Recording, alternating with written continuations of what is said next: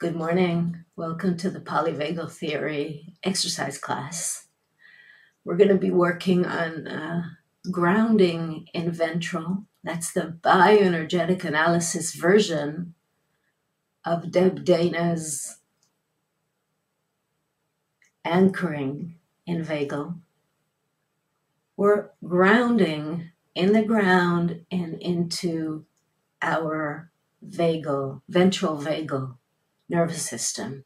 So we're going to work on that this morning. We're going to do a lot of eye exercises to waken up the vagus. We're going to use a lot of work on the end organs of the somatic nerves, cranial nerves, so we can awaken the cranial nerves, have them work, have them wake up, and have them stimulate the vagus. So that's a very good way to anchor ourselves, to ground ourselves in ventral. So let's start. Before we start directly with the vagal, we're going to ground ourselves into the ground and into ourselves, because we always ground into the ground with the good help of the benevolent gravitational force, and we're going to ground into ourselves. So let's get up.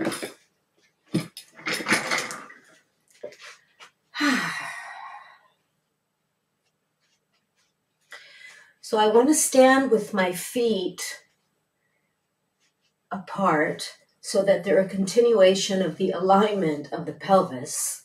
So about the width of the pelvic of these bones, okay? Not of all of the stuffing or that we have on the sides. And I want the outer edges of the feet to be parallel. The outer edges. Let's take a look at the feet. So what we want, if we have the inner edges parallel, we're going to stand a little bit like this. It's not full-blown Charlie Chaplin, but it's a little bit constricting the pelvic floor. What we want is a really open pelvic floor. So we want to take the heels a little bit to the out, and so the outer edges of the feet are parallel. That may feel a little bit queer, a little bit, uncomfortable in the beginning in the knees. If it's painful, don't do it. Close a little bit. Have the heels a little bit closer together. But if it's just slightly uncomfortable because we're not used to it, let's give it a go. Let's give it a try in this and other exercises and see if we can habituate ourselves to it. We need to grow a neural network that supports this as a habit, because it's really good to have our pelvis open and the pelvic floor open. So we're going to take a breath and have an elongated exhalation with some voice. We're going to start activating the voice box, and we're going to elongate the exhalation a little bit, but by the end the exhalation is over, all we do is let go and have the inhalation come in spontaneously without any effort, without doing it. Rather, we're just going to let it happen. So we exhale. We're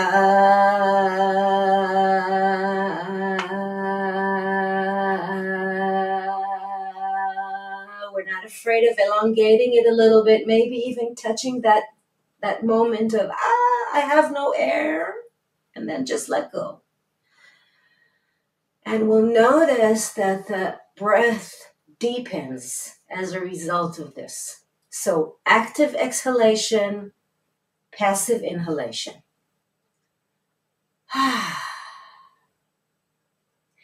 Now we're going to add, see, I'm already getting a little bit warm, so I'm going to turn off the heat, because I'm starting to generate some heat from the inside.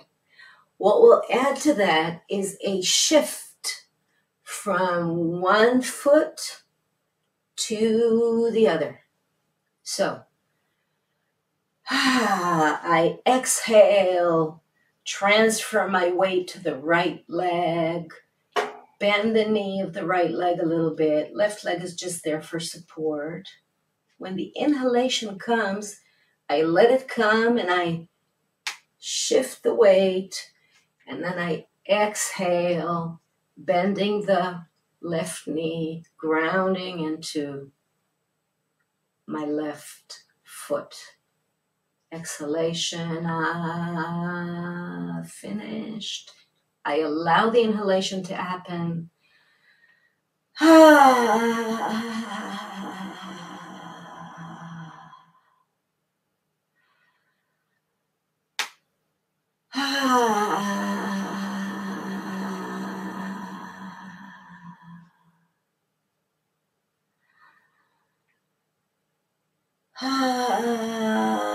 Now, I may seem very calm to you now, but actually I'm not. I feel rather sympathetic because I had all these technical problems before actually starting the recording.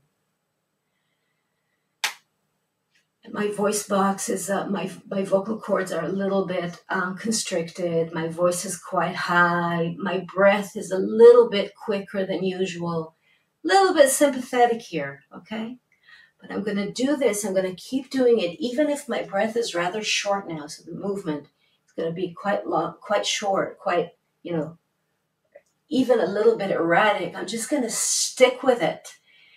This is the most important thing that's happening in my world right now, literally. I'm going to stick with it and trust that it's going to take effect. So if you have some disquiet or uneasy feelings, that's okay. We don't have to make them go away. We just have to keep working with them. With them meaning I don't get into a dialogue over them and I don't let myself get sucked into being upset over it. I just, tell the nasty feeling or bad feeling or constricted feeling or tight feeling or closed up feeling. That's okay. You come with me to this exercise. Let's see what happens. Worst that can happen, I'm going to pick you up at the end.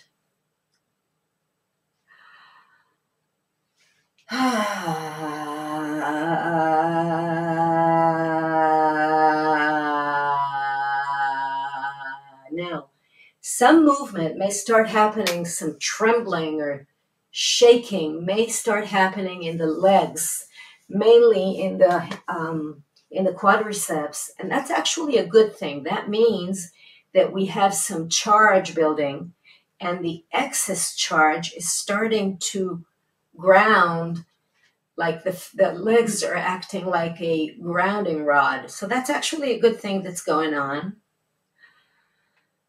And we just let that grounding happen. We just let that vibration happen. Maybe, if we're lucky, it'll get into our pelvis as well and start moving the energy in our pelvis. When I mean energy, I don't mean anything spiritual or weird or mumbo jumbo or whatever. What I mean by energy is actual blood and oxygen getting into the cells. When there's a lot of charge, that means a lot of oxygen, a lot of blood is getting into the organs, into the muscles, and moving them.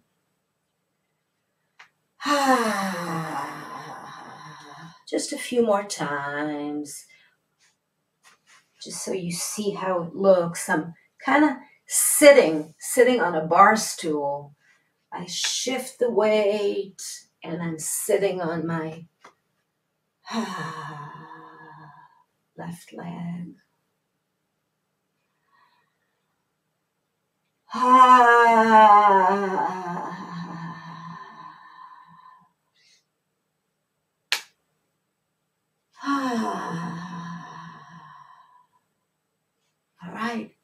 If you have some trembling going on now, that may feel a little bit tricky at this point in the exercise because we have much more energy.